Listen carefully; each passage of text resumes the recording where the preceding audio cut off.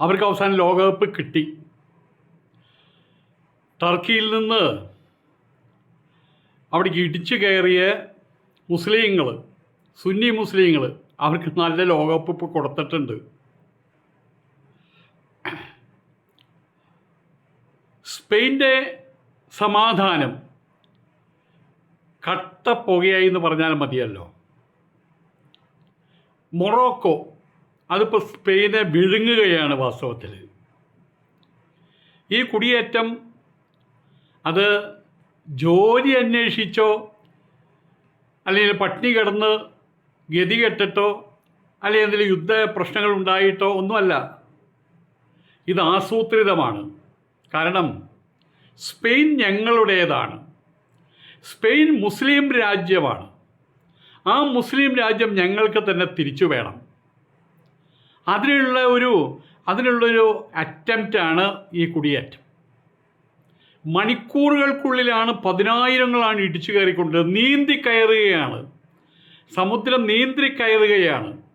സ്പെയിൻ്റെ autonomous ആയിട്ട് ഭരണമുള്ള സ്പെയിനകത്തുള്ള സ്വതന്ത്ര ഭരണമുള്ള എന്നാൽ ഒരു രാജ്യമെന്ന സ്റ്റാറ്റസ് ഇല്ലാത്ത ഒരു സ്ഥലത്തേക്കാണ് ഈ കുടിയേറ്റം നടക്കുന്നത്. സ്പെയിനകത്ത് ടർക്കിയിലുള്ളത് 99% മുസ്ലിങ്ങളാണ്, സുന്നി മുസ്ലിങ്ങൾ. അവർ ഒഫീഷ്യൽ ആയിട്ടുള്ള സ്റ്റേറ്റ് റിലീജിയൻ അത് ഇസ്ലാമാണ് ടർക്കിയിലെ. അതുകൊണ്ട് ടർക്കിയിൽ നിന്ന് പതിനായിരങ്ങൾ അവിടെ അതിക്രമിച്ച് കയറുന്നു പറയുമ്പോൾ ആരാണത്? മുസ്ലിങ്ങൾ തന്നെയാണത്. ഈ കുടിയേറ്റം മൊറോക്കോയുടെ ആസൂത്രിത പദ്ധതിയാണ്. ഒരിക്കൽ ഇസ്ലാം രാജ്യമായിരുന്ന സ്പെയിനിനെ തിരിച്ചു പിടിക്കാനുള്ള ഗൂഢതന്ത്രം. അവിടെ കഷ്ടപ്പെട്ട് ബുദ്ധിമുട്ടി കടൽ നീന്തി സ്ത്രീകളും കുട്ടികളടക്കം, കുട്ടികളെന്ന് വെച്ചാൽ കൊച്ചു കുട്ടികളല്ല, യുവാക്കൾ, അവരും പ്രായം ചെന്നവർ എല്ലാവരും കൂടി ഇടിച്ചു കയറുമ്പോൾ ലോകരുടെ മുമ്പിൽ ഒരു അനുകമ്പയുണ്ടാക്കുക. ആ അനുകമ്പ കൈപ്പറ്റി അവിടെ കയറുക. പിന്നെ പതുക്കെ മസ്ജിദുകളായി, മദ്രസകളായി, വാങ്കുവിളി ആക്രോശങ്ങളായി. അത് കഴിഞ്ഞാൽ സ്പെയിനെ അമർച്ച ചെയ്യും. പിന്നെ സ്ഫോടന പരമ്പരകളാകും. ഇപ്പോൾ ബ്രിട്ടൻ അനുഭവിക്കുന്നുണ്ട്.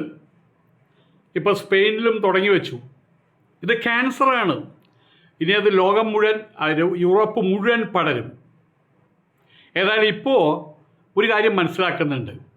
ഇസ്രായേലിൻ്റെ നീക്കങ്ങൾ കഴിഞ്ഞ കുറച്ച് അവർ ഗാസയിൽ നടത്തിയ ഓപ്പറേഷൻ, അതിൽ വലിയൊരു ശരി ആയിരുന്നു എന്ന് ഇപ്പോൾ മനസ്സിലാക്കുന്നു.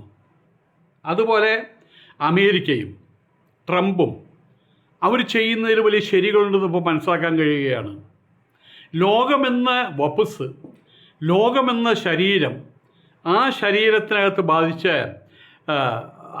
ക്യാൻസർ ബാധിച്ച സ്ഥലമാണ്. ഓരോ സ്ഥലത്താണല്ലോ ക്യാൻസർ ബാധിക്കുക. തൊണ്ടയിൽ ക്യാൻസർ ബാധിക്കും, അതുപോലെ ശരീരത്തിൻ്റെ പല ഭാഗങ്ങളിൽ ക്യാൻസർ ബാധിക്കുമല്ലോ. അതുപോലെ തന്നെ ലോകമെന്ന ശരീരം, ലോക ശരീരത്തിലെ ക്യാൻസർ ബാധിച്ച സ്ഥലമാണ് പശ്ചിമേഷ്യ.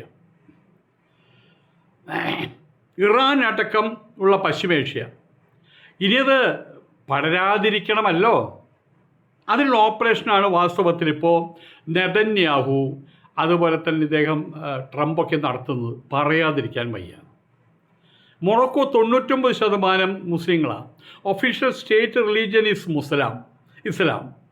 അപ്പോൾ അഭയാർത്ഥികൾ ആരാണെന്ന് പ്രത്യേകം പറയേണ്ടതില്ലല്ലോ.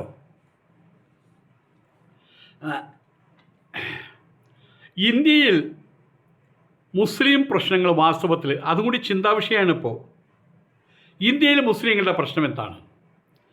ഒരിക്കൽ ഒരു ചർച്ചയിൽ നമ്മൾ മുസ്ലിങ്ങളുടെ അവിടുത്തെ പ്രശ്നം, ഇവിടുത്തെ പ്രശ്നം, മസ്ജിദ് പൊളിച്ച പ്രശ്നം, പശുവിനെ ബീഫ് തിന്ന പ്രശ്നം, അതൊന്നുമല്ല സ്വാമി പ്രശ്നം.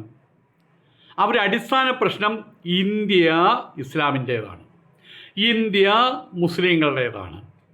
400 വർഷം ഇന്ത്യയെ കൂട്ടിയോജിപ്പിച്ച് ഭരിച്ചത്, ഇന്ത്യയിലെ ഭൂരിഭാഗം സ്ഥലങ്ങളും ഭരിച്ചത് ഞങ്ങളാണ്, മുഗളന്മാരാണ്.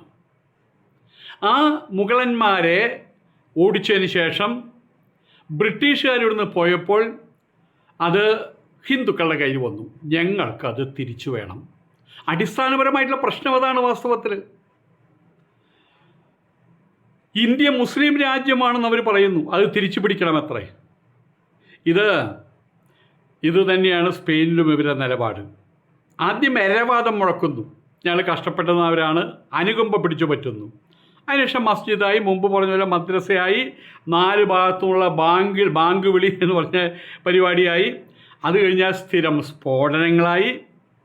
ഇതായിരിക്കും കുടിയേറ്റം മുതൽ രാജ്യം പിടിച്ചടക്കൽ വരെയുള്ള നാൾ വഴികൾ.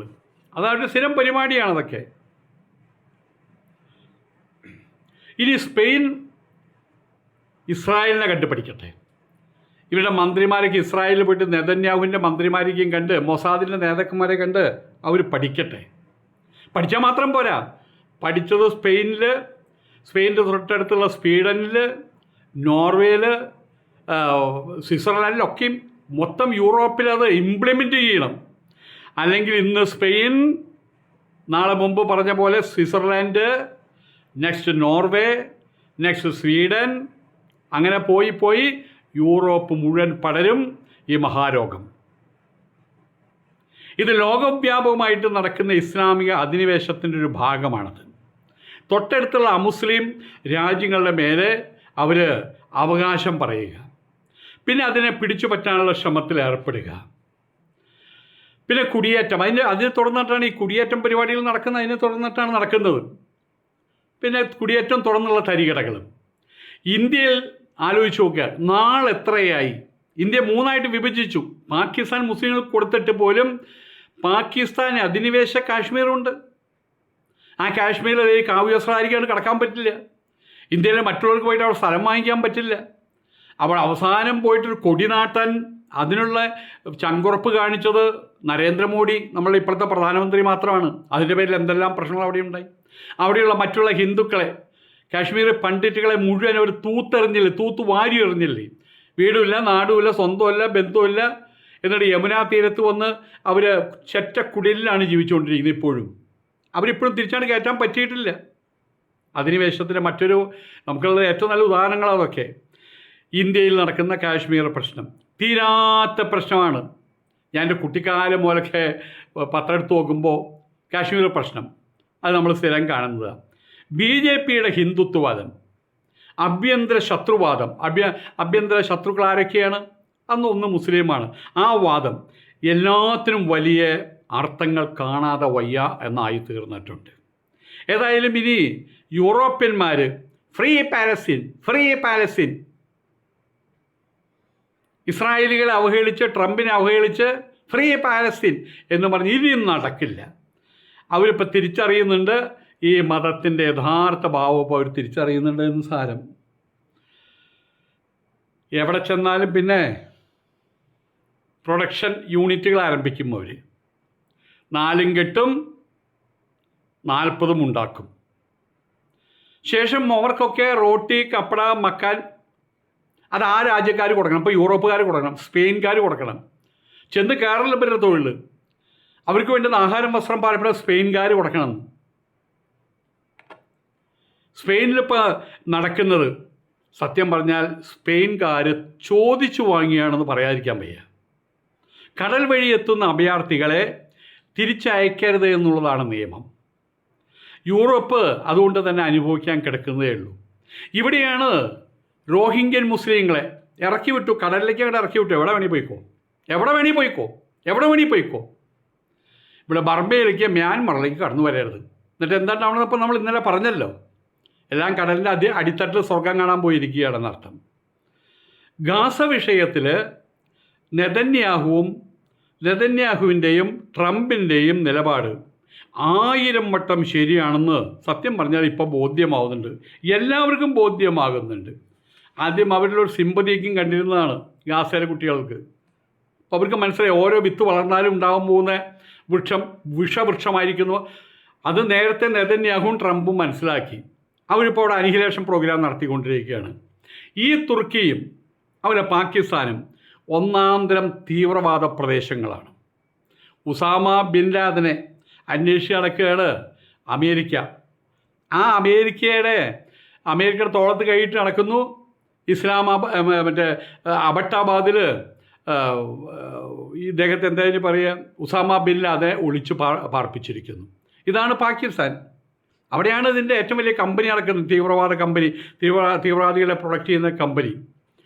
ഏതായാലും കൂട്ടത്തിലൊന്ന് പറയട്ടെ, ഉദാഹരണമായി പറയട്ടെ, കേരളത്തിൽ അത് കാണുന്നുണ്ടല്ലോ. ഹൈന്ദവ ഭൂരിപക്ഷം ഇന്ന് 28 MLA-മാർക്ക് അടിപ്പെട്ടിരിക്കുകയാണ്. ഇവിടെ പല നേതാക്കന്മാരും പറഞ്ഞു, ഈ ഇത്തിരി കുഞ്ഞന്മാർ ഈ ന്യൂനപക്ഷത്തെ പേടിച്ചിട്ടാണ്, ഭയപ്പെട്ടാണ് അവിടുത്തെ ക്രിസ്ത്യാനികളും ഹിന്ദുക്കളും കഴിയുന്നതെന്ന്. സത്യമാണത്, സത്യമാണല്ലോ. അത് ഞാനിപ്പോൾ അനുഭവിച്ചതാണല്ലോ. ഏതായാലും ഇതും അധിനിവേശം തന്നെയാണ്. വ്യക്തിപരമായിട്ട് ഞാൻ ഇന്ന് കേൾക്കുന്ന ദിവസവും ആയിരക്കണക്കിന് തെറികൾ. എങ്ങനെയാണ് ഇവർക്ക് അതിനുള്ള ധൈര്യം വന്നത്? ഒരു ഇന്ത്യൻ മങ്ക്, ഒരു ഇന്ത്യൻ സന്യാസിയെ പച്ചത്തെറി വിളിച്ചു പറയാൻ ഈ പട്ടിപ്പിള്ളേർക്ക് എങ്ങനെയാണ് ധൈര്യം വന്നത്? ഈ പേപ്പട്ടിപ്പിള്ളേർക്ക് എങ്ങനെയാണ് ധൈര്യം വന്നത്? കാരണം അവിവേകമാണ്. ഇത്രത്തോളം വളർന്നപ്പോഴേക്കും ഇങ്ങനെയാണെങ്കിൽ ഈ 22 എന്നുള്ളത് 44 ആയാലോ? ചിന്തിക്കാൻ പറ്റുന്നില്ല, പേടിയാവുന്നുണ്ടല്ലേ. ഫിഫ വേൾഡ് കപ്പ് കിട്ടിയില്ല, ആർക്ക്? സ്പെയിനിന് കിട്ടിയില്ല. ഇപ്പം കളിയാക്കിക്കൊണ്ട് തന്നെ പറയുക, ആ വിഷമപ്പോൾ തീർന്നല്ലോ. ടർക്കിയിലുള്ള മുസ്ലിങ്ങൾ കൂടി കൊണ്ട് കൊടുത്തല്ലോ നല്ലൊരു വേൾഡ് കപ്പ്. അതും കയ്യിൽ പിടിച്ച് നടന്നോട്ടെ അവർ. ഇംഗ്ലണ്ട് അല്ലെങ്കിൽ ബ്രിട്ടൻ ഇപ്പോൾ ഇസ്ലാമിസ്റ്റുകളെ കൊണ്ട് ഞെരിപിരി കൊള്ളുകയാണ്. എന്നും അവിടെ പ്രശ്നമാണ്. ഇപ്പോൾ സ്പെയിൻ അവിടെ തുടങ്ങി വെച്ചു. നാളെ കയറി യൂറോപ്പ് മുഴുവനും, ഉറപ്പാണത്. ഈ ക്യാൻസർ യൂറോപ്പ് മുഴുവൻ പടരും. ഇത്തരം മതിനിവേശ കുടിയേറ്റ ആക്രമണകാരികളെ അനിഹിലേറ്റ് ചെയ്യുക, പരിപൂർണമായിട്ട് തുടച്ചു മാറ്റി അനിഹിലേറ്റ് ചെയ്യാനുള്ള ആ ഒരു തീവ്രയത്നം ഉടനെ ആരംഭിച്ചാൽ ചിലപ്പോൾ അത് നിയന്ത്രണ വിധേയമായേക്കാം. അല്ലെങ്കിൽ യൂറോപ്പ് പഴയ ഇരുണ്ട ഭൂഖണ്ഡം എന്ന പേരിന് വീണ്ടും അധിപതികളായി തീരുമെന്നുള്ളതാണ് സത്യം. ഏതായാലും നമ്മൾ ഒഴുകുന്ന പുഴയിൽ നിന്ന് കഴിഞ്ഞാൽ കാലിൻ്റെ അടിയിലെ മണ്ണ് ഒലിച്ചു പോകുന്ന അറിയില്ല. നീന്തൽ അറിയാത്തവർ വെച്ചാൽ കമന്നടിച്ച് വീഴും, ആ ഒഴുക്കിൽ പോകും. അങ്ങനെ ഒടുവിൽ കമിഴ്ന്നടിച്ച് വീഴാൻ പോകുമ്പോൾ ഇന്ത്യ എന്ന് പറഞ്ഞ മഹത്തായിട്ടുള്ള രാജ്യം ഹിന്ദുസ്ഥാൻ, ഹിന്ദുക്കളുടെ ഭൂമി, അത് കമിഴ്ന്നടിച്ച് വീഴാൻ തുടങ്ങുമ്പോൾ ദൈവഹിതം പോലെ സംഘപരിവാരം ഭരണത്തിൽ വന്നു. സംഘപരിവാറിന് ഭരണം കിട്ടി. അവർ അതിശക്തമായിട്ടുള്ള പ്രതിരോധം തീർക്കുന്നുണ്ട്. അതുകൊണ്ട് ഇന്ത്യ രക്ഷപ്പെട്ടു എന്ന് പറയാം. അല്ലെങ്കിൽ ഇന്ത്യയുടെ ഗതി ഇപ്പോൾ സ്പെയിൻ്റെ ഗതി പോലെ ആയി തീർന്നേനെ. ന്യൂയോർക്കിലും അതുപോലെ ബ്രിട്ടനിലും മുസ്ലിങ്ങൾ ഭരണതലത്തിൽ കയറിയ സമയത്ത് അതിൽ ആരും ആസൂത്രിതം കണ്ടില്ല. വാസ്തവത്തിൽ അതിനകത്തൊരു ഹിഡൻ അജണ്ട കണ്ടില്ല. ഇപ്പോൾ അതെല്ലാവരും തിരിച്ചറിയുന്നുണ്ട്, അമേരിക്കക്കാരും തിരിച്ചറിയുന്നുണ്ട്. ഇന്നലെ ബ്രിട്ടൻ നിലവിളിച്ചു, ഇന്ന് സ്പെയിൻ നിലവിളിക്കുന്നു, നാളെ മൊത്തം യൂറോപ്പ് നിലവിളിക്കും. ഒട്ടകത്തിൻ്റെ നുഴഞ്ഞുകയറ്റം അറിയാലോ, അവരനുഭവിക്കാൻ കിടക്കുന്നതേ ഉള്ളൂ. മുസ്ലിം അഭയാർത്ഥികളോട് കരുണ കാണിച്ചാൽ സാവകാശം അവർ പരിപൂർണമായിട്ട് അവസരമൊത്തു വരുമ്പോൾ, സമയമൊത്തു വരുമ്പോൾ അവർ തനിനിറം പുറത്തെടുക്കും. അഭയം നൽകിയവരവർ അപകടപ്പെടുത്തും. അതാണ് കാണുന്നത്, ചരിത്രം അതാണ് പറയുന്നത്. പാകിസ്ഥാൻ അവശിഷ്ടം അതായിട്ടുള്ള മുസ്ലിം ലീഗ് കാണിക്കുന്നത് നമ്മൾ കണ്ടല്ലോ. രാഷ്ട്രത്തെ, ഈ ഹിന്ദുസ്ഥാനത്തെ, ഭാരതത്തെ മൂന്നായിട്ട് പിളർത്തിയിട്ടും ചത്ത കുതിര എന്നും പറഞ്ഞ് ലീഗിന് വീണ്ടും ഇവിടെ സ്ഥാനം കൊടുത്തിട്ട് ഇപ്പം എന്തായി? കാശ്മീർ ശല്യം, ബാബറി മസ്ജിദ് ശല്യം, ഗുജറാത്ത് ലഹള അതൊരു ശല്യം, ബോംബെ ശല്യം, മേമൻ സഹോദരന്മാരുടെ ശല്യം, ദാവൂദ് എബ്രഹാമിൻ്റെ ശല്യം എല്ലാം കാണുന്ന സമയത്ത് കൈ ഉയർത്തി ഉറക്കെ ജയ് വിളിക്കാൻ തോന്നുകയാണ്. ജയ് നെതന്യാഹു എന്ന്, ജയ് ട്രംപ് എന്ന്, ഒപ്പം ജയ് മോദിജി എന്നും, ജയ് സംഘപരിവാരമെന്നും. ജയ് ശ്രീറാം. നമസ്കാരം.